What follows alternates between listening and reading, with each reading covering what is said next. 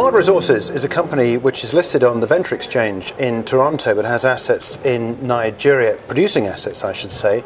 Wade Cherwayko is the chairman and chief executive and he joins us now. Wade, good to talk to you. Yeah, thank you. As I say, you're producing in Nigeria. Give us a bit more detail about what it is, how long it's taken you to get to where you are and what the asset is exactly. Yeah, well, we've been operating in Nigeria now for the past 6 years. We got involved in Nigeria as a Mart about 5 years ago under the Marginal Field Allocation Program. Right. And in essence, what that program was there was large concession blocks that were owned by the majors. They had large significant discoveries that they were developing and producing, and they had smaller scale discoveries that they never developed. And under their licensing terms, there was no requirement to develop them. The larger fields actually held the acreage. So when the licenses were coming up for renewal, the government said, we'll renew your licenses, but all these fields that have been discovered but you haven't developed for the last 10 years, we're going to carve them out. We're going to draw boundaries around them, carve them out, put them into a basket of what they call marginal fields, which are proven undeveloped fields. Historically, these fields would be governed by the larger concession terms, which had high royalties particularly of 20% for onshore assets, and very high petroleum profits tax, around 85%. So if you take those high fiscal regimes, high tax, high royalty regimes, and the high overheads of a major to develop a smaller scale field, they remained undeveloped. Under the new program, these fields were carved out. And one of the most important things they did was they brought up a new fiscal regime. So there now is a sliding scale royalty on these assets. So for example, at 10,000 barrels a day, our royalty is about 9%. Right. There's two royalties. One royalty is paid to the government, federal government as a federal government royalty, and the other is a farmer royalty. A royalty goes to the original owners, which is this state oil company and IOC. Taxes were also reduced from 85% to 65%, and the government are also granting additional tax incentives such as 5-year tax holidays for pioneer status. These fields were allocated specifically and only to indigenous Nigerian companies. No foreign company could get direct allocation. But these companies were allowed to form partnerships with foreign companies such as ourselves, and we provide technical and financial services to the indigenous group. So that's how we've gotten involved. I've been working in Nigeria now for the past 20 years, working with a lot of indigenous groups, so we knew the assets to focus on. We knew the right local partners to work with. And since 2008, we've been re-entering wells that were drilled by the majors, and drilling development wells, and we brought production up to current levels of about 13,000 barrels a day. Now, our 13,000 barrels a day is not the capacity of the field. We actually have more production capacity that is drilled and cased sitting behind pipe.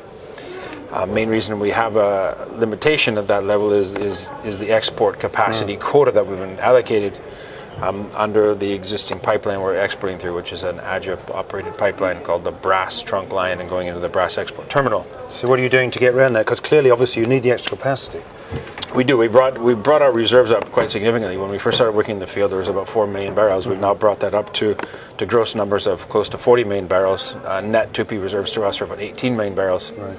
So what we started doing is late last year, early this year, we started working on a new alternative export route, and the closest other major export trunk line was the Shell Forcados trunk line going into the Shell Forcados terminal.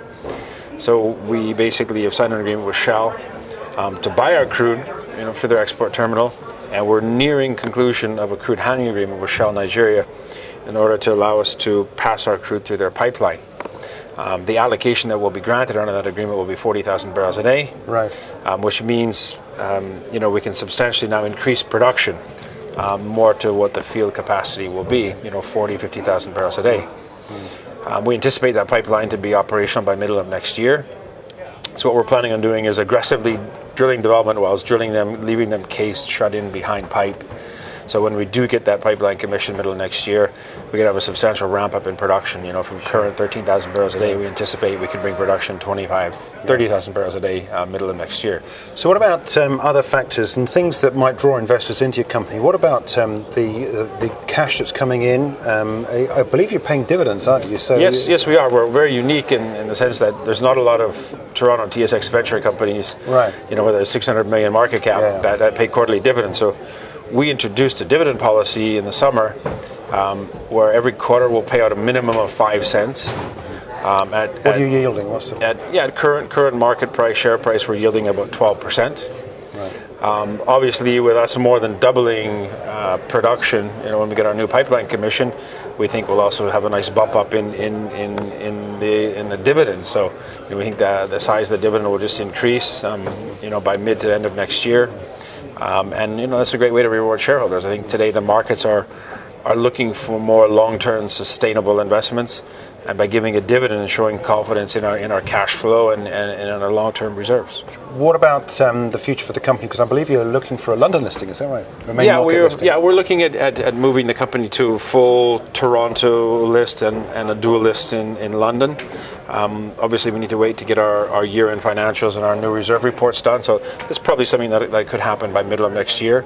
I think as the company's growing now, we need to grow into some of the bigger markets to get more institutional investors and more investor awareness in the company. Okay. Just quickly, winding back to the beginning, you're in Nigeria. You going to stay there, or are you looking for assets anywhere else? There's so much opportunity for us. The government recently announced that they'll be allocating more of these marginal fields. Yeah. We think that will probably happen early next year, where they'll come up with a formal process for that. There's over 125 fields that are proven undeveloped in Nigeria.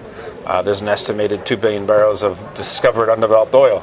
Sure. So I think it makes sense for us to stay focused in Nigeria now, pick up additional assets in Nigeria. We understand how to work there.